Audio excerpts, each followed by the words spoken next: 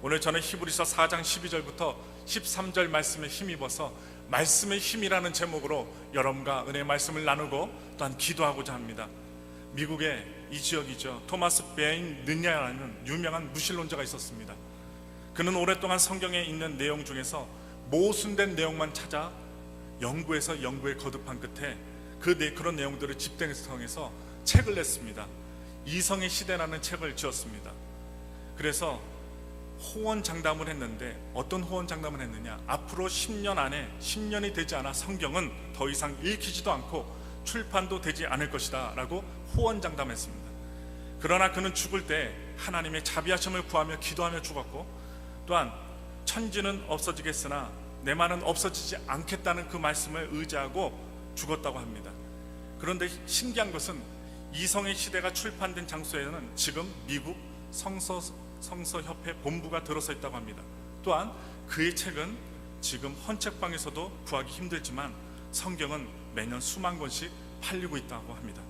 마가복음 13장 31절에는 제가 좀 전에 말씀드렸던 그런 말씀이 있습니다.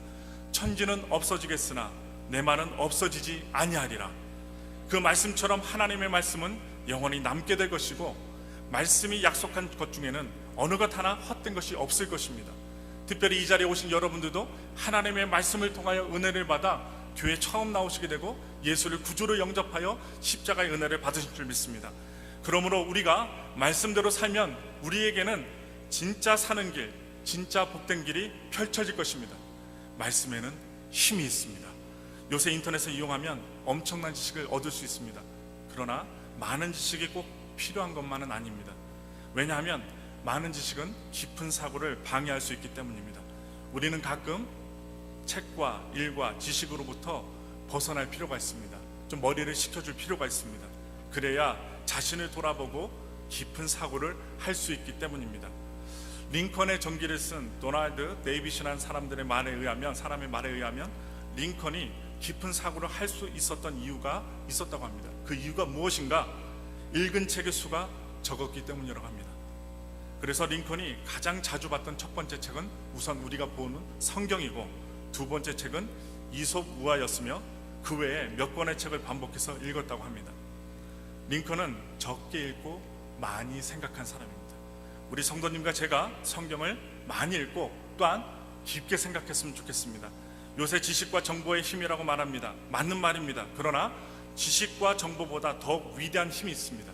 그것은 자기 성찰과 자기 묵상입니다. 그리고 말씀의 묵상입니다. 말씀은 사람을 변화시킬 수 있고, 그렇게 변화된 사람이 세상을 변화시킬 수 있습니다. 말씀에는 힘이 있습니다. 그래서 오늘 본문을 통하여 여러분과 함께 말씀에 대한 4가지 정의를 말씀드리고자 합니다. 오늘 본문 12절부터 13절 말씀에서 성경에는 하나님의 말씀에 대해 가장 잘 정의한 말씀입니다. 이 두 구절로 인해서 히브리서 4장은 말씀장이라고 별칭이 붙어 있게 되었습니다. 본문은 하나님의 말씀을 어떻게 정의하고 있는가? 먼저 첫째로 살아있는 인격이라고 합니다. 오늘 본문 12절 말씀을 처음 부분에 보십시오. 하나님의 말씀은 살았고 운동력이 있어. 말씀은 단순히 공기를 파동을 시키는 의미 아니라 생명체고 인격입니다. 요한복음 1장 1절부터 2절에 이런 말씀이 있습니다. 태초에 말씀이 계시니라. 이 말씀이 하나님과 함께 계셨으니 이 말씀은 곧 하나님이시니라. 그가 태초에 하나님과 함께 계셨고, 이 구절도 말씀이 살아있는 인격임을 잘 나타내주고 있습니다. 또한 오늘 본문 12절에서 운동력이 있다는 말은 말씀이 움직인다는 말이 아니라 실제적인 엄청난 능력이 있다는 말입니다. 그러므로 우리가 말씀을 진심으로 받아들이면 우리 가운데 새 창조의 역사가 일어나고 놀라운 생명력이 나타나게 될 것입니다. 몸이 아프세요? 또한 피곤하세요? 그리고 가정에 문제가 생기셨어요? 말씀을 의지하고 오늘 이 시간 함께 우리 모두가 믿음으로 기도하길 원합니다. 그런데 말씀이 우리 안에서 역사를 일으키지 못할 때가 있을까요? 대개 보면 말씀에 대한 상투적인 태도가 문제입니다. 어느 날 한 사람이 출장 중에 비행기에서 식사할 때 무엇을 봤냐? 바퀴벌레를 발견했다고 합니다. 그가 화가 나서 호텔방에서 비행기 회사 사장에게 직접 항의 편지를 보냈습니다.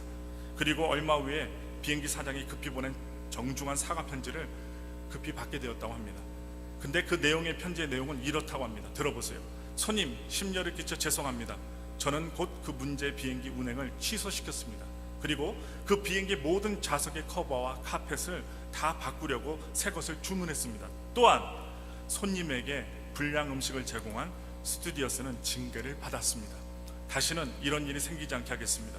계속 우리 비행기를 이용해 주십시오, 사용해 주십시오 라는 사과문 편지를 받았습니다. 그런데 그 편지를 받고 그는 자신의 주장이 받아들여진 사실에 대해 뿌듯함을 느끼고 흐뭇함을 느꼈다고 합니다. 그런데 조금 후에 봉투를 자세히 살펴보니까 편지 봉투 안에 자신이 보낸 편지도 들어있었다는 것입니다. 사장 비서가 실수로 자신의 편지까지 함께 보낸 것입니다. 그 편지를 보자 그 편지 제일 위쪽에 사장이 비서에게 쓴 이런 메모의 내용이 있었습니다. 이 친구한테 그 표준 바퀴벌레 사과 편지를 보내줘, 이런 문구가 써 있다고 합니다. 그 글귀를 보고 이 항의 편지를 보낸 그 사람은 자신에게 보낸 편지가 상투적인 편지임을 알고 더욱 수치와 분노를 가지게 되었다고 합니다. 상투적인 말씀은 그 말씀을 살아있는 인격체로 대하지 못하게 만듭니다. 그냥 맨날 읽는 말씀, 그냥 그렇게 마음을 먹고 성경을 보게 되면 역사는 일어나지 않습니다. 그래서 상투적인 말씀은 하나님을 분노하게 만들고 말씀을 듣는 사람에게도 분노를 줍니다.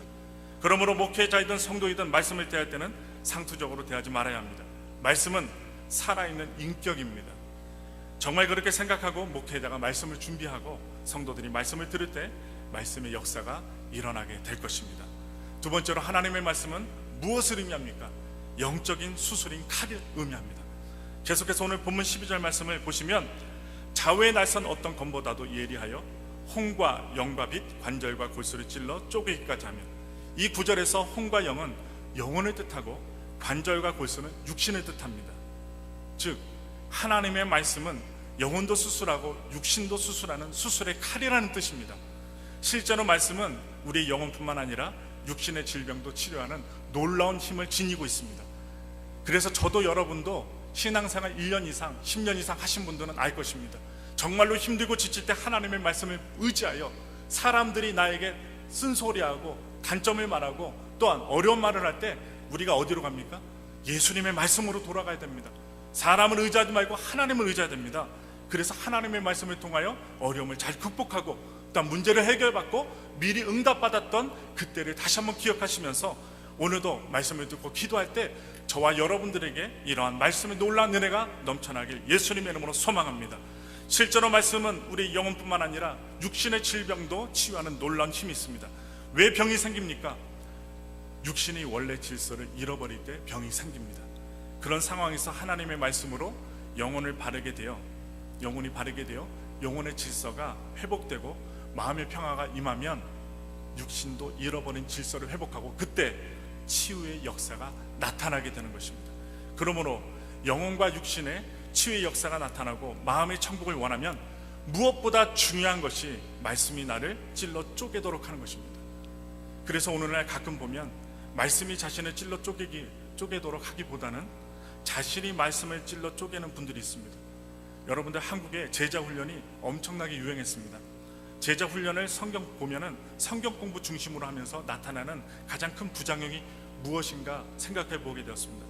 말씀을 찔러 쪼개다가 시간이 지나면서 말씀이 자신을 찔러 쪼개도록 하는 것이 점차 약화되는 것이 가장 큰 부작용이라고 신학자들은 말합니다.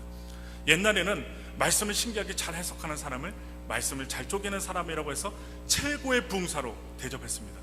그런 사람들을 보면 대개 종말론을 강조하고 또한 다니엘과 요한계시록과 같은 말씀을 깊이 쪼갠다고 하면서 이상하게 해석하기도 합니다.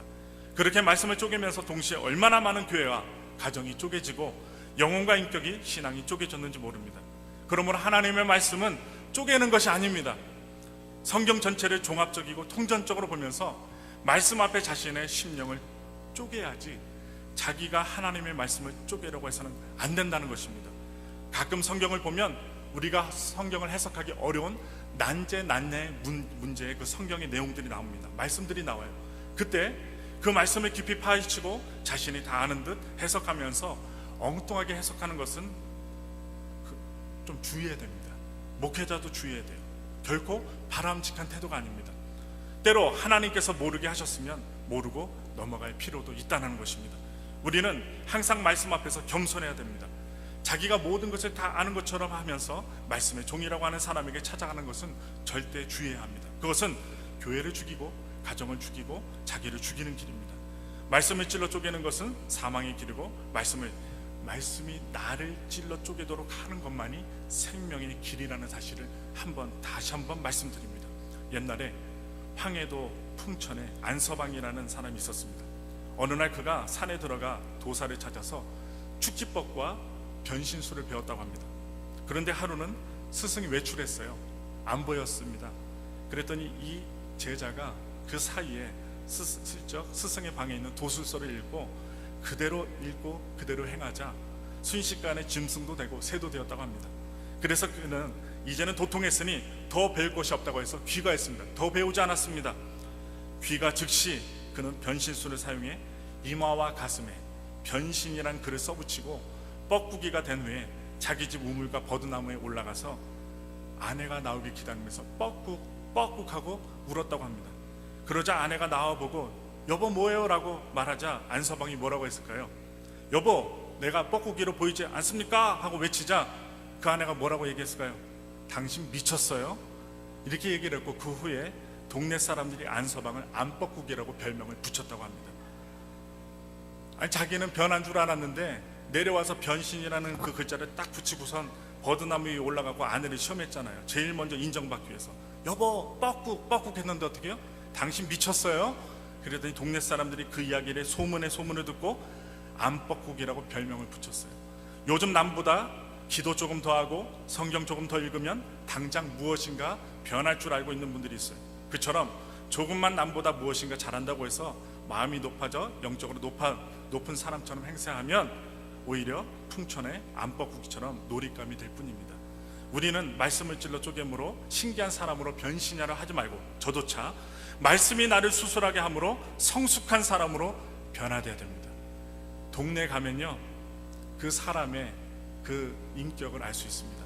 저는 기도합니다. 저를 비롯해 우리 모든 성도들이 동네 엘파소 어느 지역이든 어느 마켓이든 동네 가셨을 때 난 그 사람 예수 믿는 사람으로 인정해. 그 사람이 기도하면 믿고 또한 나을 줄 믿어. 그런 소리 들을 수 있는 좋은 소문난 성도들이 또한 목자가 되기를 예수님의 이름으로 축원합니다.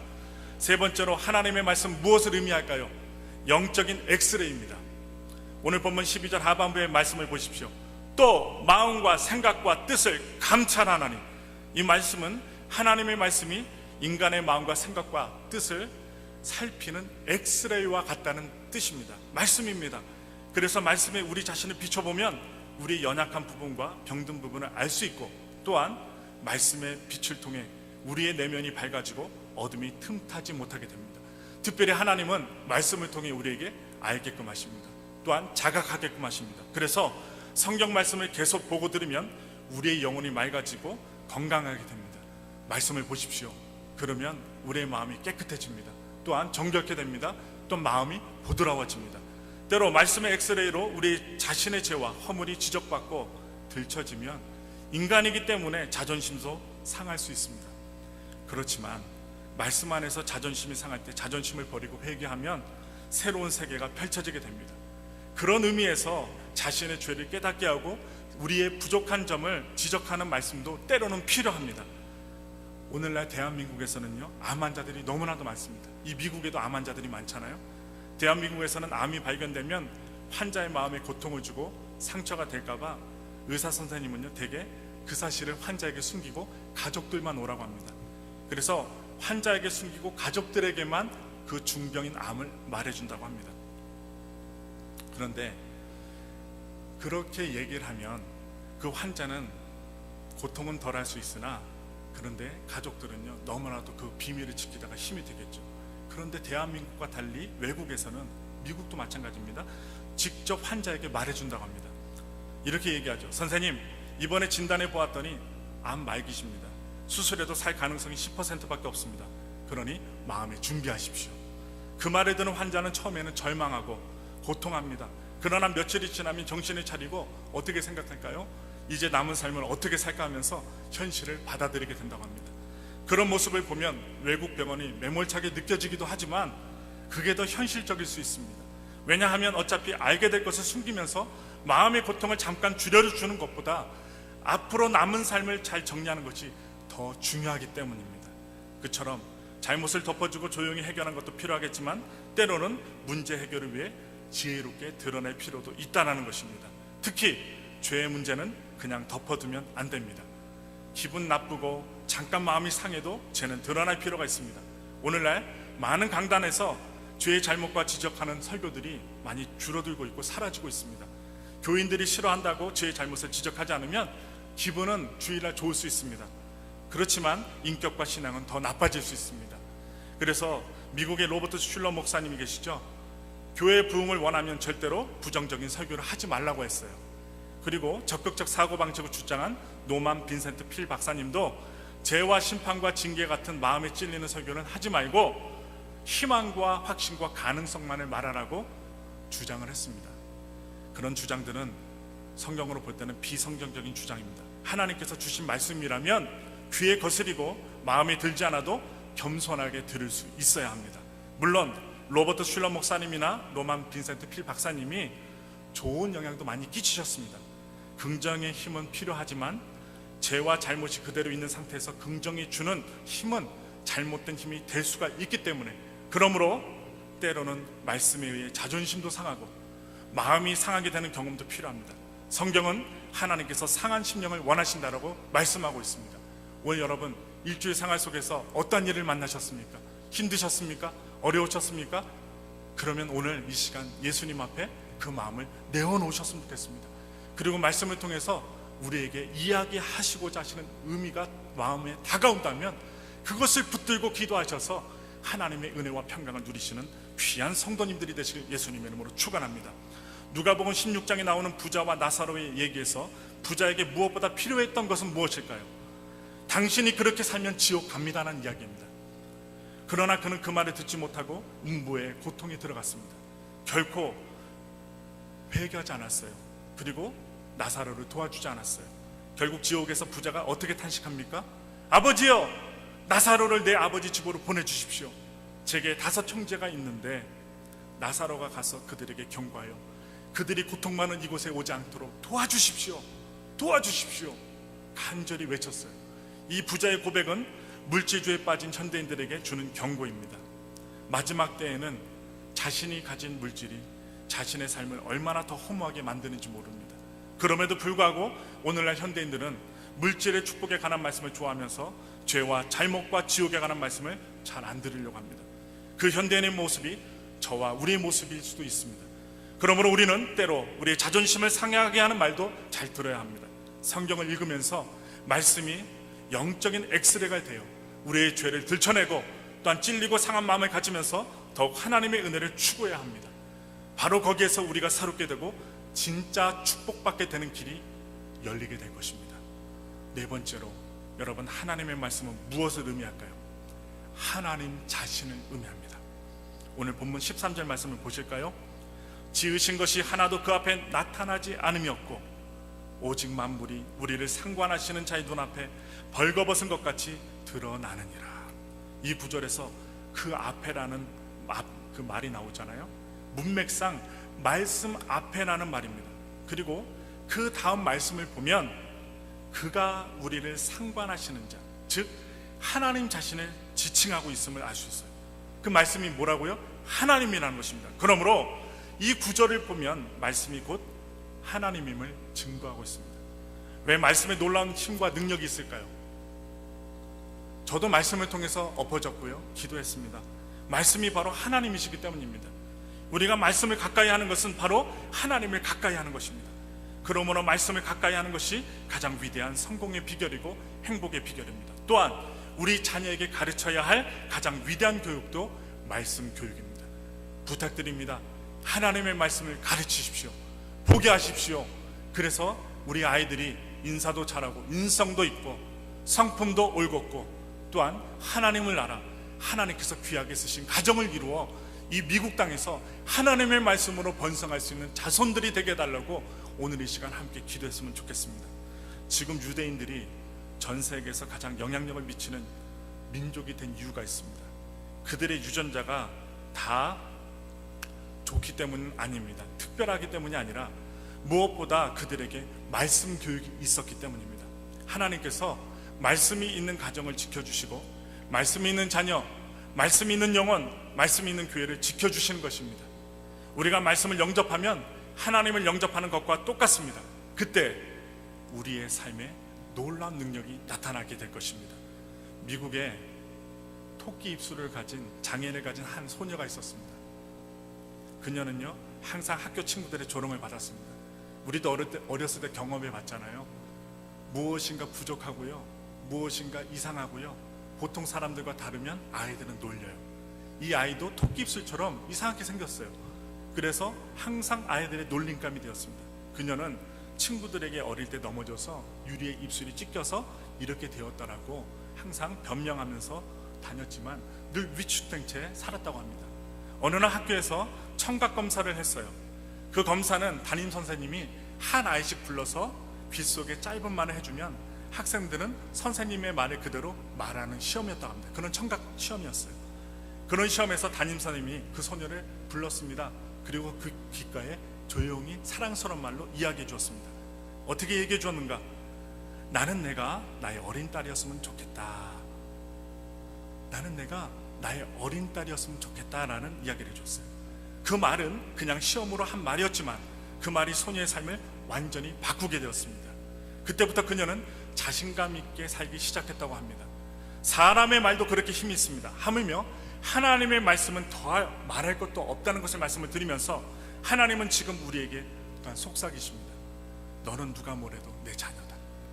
너는 누가 뭐래도 나 하나님의 자녀다.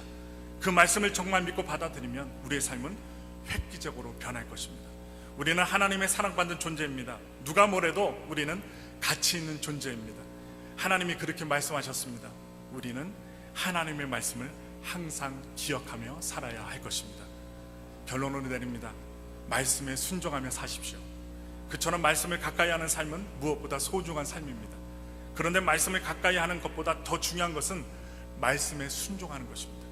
왜 오늘 본문이 있게 되었습니까? 본문 앞에 있는 히브리서 4장 6절 말씀을 보시면 이스라엘 백성들이 말씀에 순종하지 않아 안식이 들어가지 못했다는 것을 증거하시면서 오늘 이 말씀을 드리는 것입니다. 이스라엘 백성들이 말씀에 순종하지 않아 하나님의 평강이 이스라엘 사람들 속에 들어가지 못했다는 것입니다. 결론적으로 오늘 본문 말씀이 주는 도전은 무엇입니까? 말씀에 순종해야 된다는 것입니다. 이 세상에서 가장 복된 자세는 말씀으로 사는 것입니다. 가끔 우리의 생각과 하나님의 말씀이 전혀 다를 때가 있습니다. 그때 우리는 우리의 생각을 철저히 죽이고 하나님의 말씀을 따라야 합니다. 그래서 유기성 목사님이 말씀하시잖아요. 나는 죽고 예수는 살아야 된다. 우리가 죽으면요 남에게 가시가 되지 않습니다. 남에게 사랑을 베푸는 자가 됩니다. 그런데 교회에서 분란이 일어날 때 무슨 행동들이 드러날까요? 나는 옳고 당신은 옳지 않다는 것입니다. 그런데 예수를 온전히 섬기는 사람들은 어떠한 마음을 가질까요? 나는 죽고 예수는 살아 허물이 있는 자들을 덮어준다는 것이죠. 그래서 저는 여러분들께 말씀을 드립니다. 지금 우리 손에 무엇이 없다고 해서 결코 낙심하거나 불평하거나 불안해할 필요가 없습니다. 예수님도 필요한 것을 다 가지고 이 땅에 오시지 않았습니다. 예수님도 필요한 것을 그때마다 얻으셨고, 더 중요한 것은 하나님의 뜻을 따라 십자가를 지시고 죽기까지 순종해서 그 뜻을 이루셨다는 것입니다. 여러분, 예수님 믿는 신앙생활 때문에 힘드신 일 겪으세요? 어려운 일 있으세요? 저와 함께 예수님의 십자가를 지고 나아가면 능히 이길 수 있습니다. 또한 예수님께서 이 땅에 오실 때에 성인으로 오실 수 있었음에도 불구하고 갓난아이로 오시고 조금씩 성인으로 성장하셨습니다. 그것은 무엇을 의미할까요? 하나님은 속성 코스를 별로 좋아하시지 않는다는 뜻입니다. 우리는 극적인 변신만 꿈꾸지 말고 말씀 안에서 더욱 예수님의 생명이 우리의 삶에서 나타나도록 힘써야 할 것입니다. 인생은 짧습니다. 또한 인생에는 없는 것이 훨씬 많습니다. 어렸을 때는 힘 없고요, 나이가 들면 수억 없고요, 30이 넘으면 정신 없고요, 늙으면 형편없게 됩니다. 있는 것 같지만 없는 것이 인생입니다. 그러므로 우리는 세상이나 세상 것들을 사랑하지 말아야 합니다. 세상 것들은 다 없어져요. 그러나 성경 말씀을 보면 없어지지 않는 것 세 가지가 있다고 합니다. 첫째, 하나님은 없어지지 않습니다. 히브리서 13장 8절에 이런 말씀이 있습니다. 예수 그리스도는 어제나 오늘이나 영원토록 동일하시니라. 두 번째, 하나님의 말씀은 없어지지 않습니다. 베드로전서 1장 24절부터 25절 말씀에 이런 말씀이 있습니다. 그러므로 모든 육체는 풀과 같고 그 모든 영광이 풀의 꽃과 같으니 풀은 마르고 꽃은 떨어지되 오직 주의 말씀은 세세토록 있도다. 세 번째입니다. 무엇이 없어지지 않을까요? 주의 뜻을 행하며 살았던 삶은 절대로 없어지지 않습니다. 여러분, 교회를 다니다가 주님 앞에 헌신하고 순종하셨어요? 그런데 힘든 일 겪으셨어요. 하나님이 보상해 주실 것입니다. 열심히 하나님의 일을 하다가 어려움에 처했을지라도 목회자도 성도들도 누가 보상해 주셔요? 하나님이 보상해 주십니다. 그런데 믿음이 없으면 조금만 주의 일하다가 넘어지고 자빠집니다. 그리고 나에게는 무엇을 주셨냐라고 하나님께 적반하장의 얘기를 합니다. 그러면 안 돼요. 그래서 저는 여러분과 함께 요한에서 2장 17절 말씀, 이 세상도 그 정욕도 지나가되 오직 하나님의 뜻을 행하는 이는 영원히 거하느니라. 하나님의 뜻을 행하는 자는 영원히 주님 안에서 거할 줄 믿습니다. 하나님과 하나님의 말씀이 영원하지만 하나님의 말씀대로 사는 사람도 영원히 거한다고 말씀합니다. 우리는 짧은 인생을 그냥 살지 말고 가장 가치 있게 살아야 할 것입니다. 어떻게 사는 것이 가장 가치 있게 사는 것일까요? 말씀대로 사는 것입니다. 목사가 말씀대로 살면 교회는 부흥합니다. 성도들이 말씀대로 하나님의 삶을 살면 그 교회와 가정은 아름답고 풍성해질 것입니다. 그러므로 우리에게 주어진 시간이 내 시간이 아니고 주님의 시간이라는 것을 생각해야 됩니다. 사실 시간처럼 무서운 것은 없습니다. 지나간 시간은 영원히 돌아오지 않습니다. 사실 세월처럼 무서운 것은 없습니다. 아무리 잘생기고 건강하고 그 미모와 건강이 얼마나 오래 가겠습니까? 저는요, 우리 권사님들 또한 집사님들 연세 드신 분들 집에 가면요 꼭 무엇을 하느냐, 사진을 봐요. 사진. 딱 사진을 보면요, 야, 20대 10대 아니면 소녀 때 사진 보면요 기가 막혀요. 지금 권사님들 많이 주름이 있으시고 그래도요 소녀 시대 젊은 시대를 딱 사진을 봐요. 그러면 어떻게 해요? 지금 얼굴과 배치해요. 아, 이 권사님 집사님이 젊으셨을 때 이렇게 아름다우셨구나, 지금도 아름다우신데 아름다우셨구나, 그래서 칭찬을 해드립니다. 그런데 시간이요 무심하죠. 그 시간이 흘러서 지금은 할머니가 되고 그리고 손주들도 있게 되고 그렇게 생기지 않았던 주름도 생기게 된다는 것이죠. 세월은 젊음도 정력도 열정도 다 삼킵니다. 오늘 꽃꽂이가 아름답게 됐잖아요. 강당 꽃꽂이를 보며 아 아름답다 하고 감탄하지만 2주도 채 지나기 전에 쓰레기통으로 들어갑니다. 아무리 화려한 인생도 마찬가지입니다. 사람은 화려하게 살수록 더 비참해질 수 있습니다. 그러므로 우리 모든 소유가 삼켜지기 전에 미리 시간을 내놓고 주의 뜻을 행하기에 최선을 다하기 부탁을 드립니다. 이제 우리는 예수 믿는다는 것에만 만족하지 마시고 더욱 주 안에서 말씀대로 행하며 살아가시기를 부탁드리면서, 그래서 성도로서 축복보다는 내가 해야 할 책임에 눈을 돌리고 더욱 말씀을 가까이 하고 말씀을 중시하고 말씀대로 살려고 힘써야 합니다. 바로 그때 하나님께서는 우리에게 마음의 평안을 주시고 우리의 앞날을 더욱더 복되게 하실 것입니다. 그런 말씀의 힘의 은혜가 저와 여러분에게 넘치기를 예수님의 이름으로 축원드립니다.